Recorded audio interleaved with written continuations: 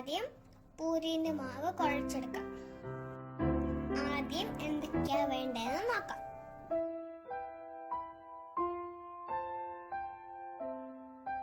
2 cup മൈദാമാവ്, ആവശ്യത്തിന് ഉപ്പ്, മാവ് കുഴച്ചെടുക്കാൻ ആവശ്യത്തിനുള്ള വെള്ളം, 1 ടേബിൾ സ്പൂൺ എണ്ണ. ഇത്രയും സാധനങ്ങൾ വെച്ച് നമുക്ക് മാവ് കുഴച്ചെടുക്കാം. ആദ്യം ഒരു വലിയൊരു പാത്രം എടുക്കാം. എടുത്തു വച്ചേക്കണ 2 കപ്പ് മൈദാമാവ് ഇട്ടെടുക്കാം.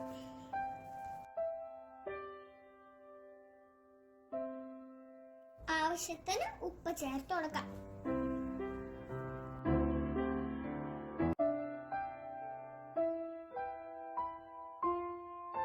സ്പൂൺ ഉപയോഗിച്ച് നമുക്ക് നല്ലോണം ഇതൊന്ന് മിക്സ് ചെയ്തെടുക്കാം.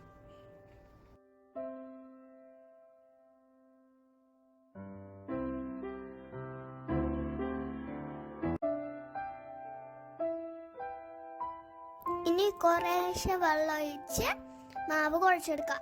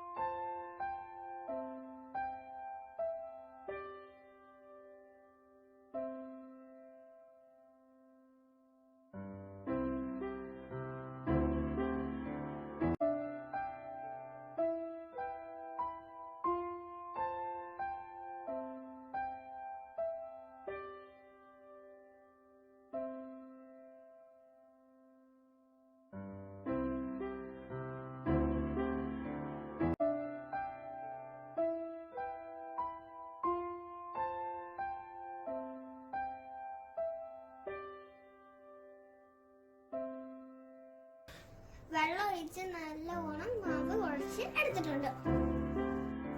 എടുത്തു വച്ചേക്കണ എണ്ണ അതിലേക്ക് ഒഴിച്ച് നല്ലവണ്ണം മിക്സ് ചെയ്തെടുക്കുക. 5 to 7 minutes കൈ കൊണ്ട് കുഴച്ചെടുക്കണം. നല്ലവണ്ണം കുഴച്ചെടുക്കണം.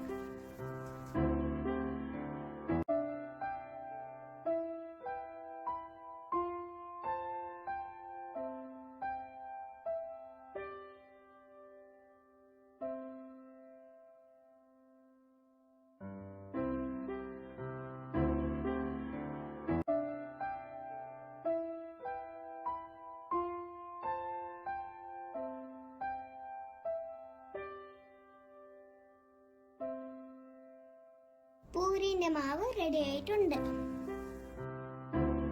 മാവ് അടിച്ച് 20 മിനിറ്റ്സ് റെസ്റ്റ് ചെയ്യാൻ വെക്കാം. മീൻ ടൈം നമുക്ക് പൊട്ടാറ്റോ മസാല ഉണ്ടാക്കാം. 2 മീഡിയം സൈസ് പൊട്ടാറ്റോ ക്യൂബായിട്ട് അരിഞ്ഞത്, 1 സവാള ചെറുതായി അരിഞ്ഞത്, ആവശ്യത്തിന് ഉപ്പ്, 1/4 ടീസ്പൂൺ മഞ്ഞൾപ്പൊടി, 1.5 table spoon coconut milk powder, 4 അല്ലി വെളുത്തുള്ളി 2 മുറിച്ചത്, 3 പച്ചമുളക് 2 കീറിയത്. ഇനി നമുക്ക് മസാല റെഡിയാക്കാം. ആദ്യം അടുപ്പ് കത്തിച്ച് ഒരു ചട്ടി വെക്കാം. അതിലേക്ക് പൊട്ടാറ്റോ ഇട്ട് കൊടുക്കാം. സവാളയും ചേർത്ത് കൊടുക്കാം.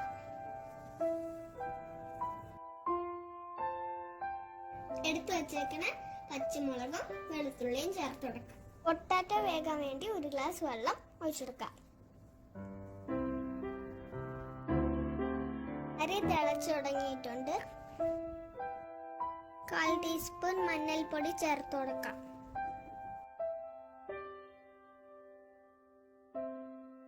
പൊട്ടാറ്റോ സ്പൂൺ വെച്ചൊന്ന് ഉടച്ചു കൊടുക്കാം.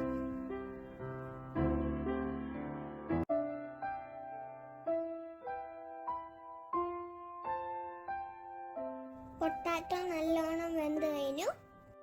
ഇനി നമുക്ക് കോക്കനട്ട് മിൽക്ക് പൗഡർ ഇട്ട് കൊടുക്കാം. ഇത് ചേർക്കുമ്പോൾ കറിന് നല്ലൊരു ടേസ്റ്റ് കിട്ടും.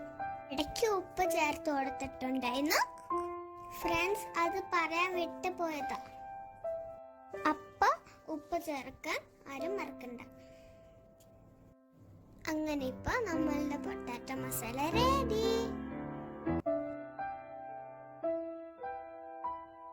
ഇനി ഒരു ചീനച്ചട്ടി അടുപ്പിൽ വെച്ച് ചൂടാക്കി എണ്ണ ഒഴിച്ച് കടുക് പൊട്ടിക്കാം. കടുക് പൊട്ടി കഴിയുമ്പോൾ വറ്റൽമുളക് ചേർത്ത് കൊടുക്കാം.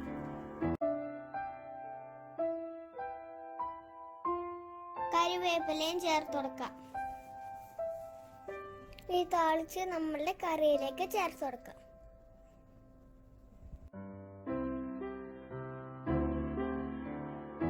അങ്ങനെ ടേസ്റ്റി പൊട്ടാറ്റോ മസാല റെഡി.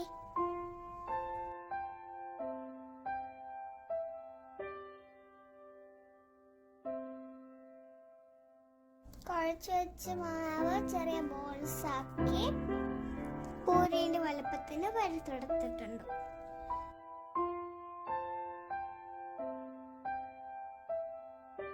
പരുത്തി വെച്ച മാവ് ചൂടായ എണ്ണയിൽ ഓരോന്നിട്ട് പൊരിച്ചെടുക്കാം.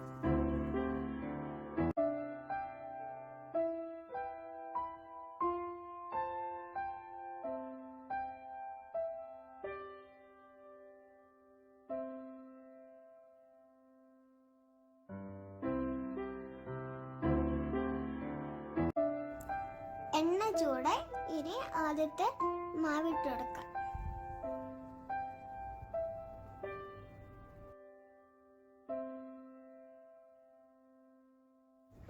മാളത്തെ ഭാഗം പൊള്ളി വരുമ്പോൾ നമുക്ക് മറിച്ചിട്ട് കൊടുക്കാം.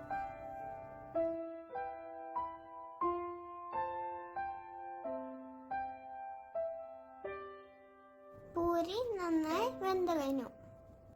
ഇനി നമുക്കിത് എണ്ണയിൽ നിന്ന് കോരിയെടുക്കാം.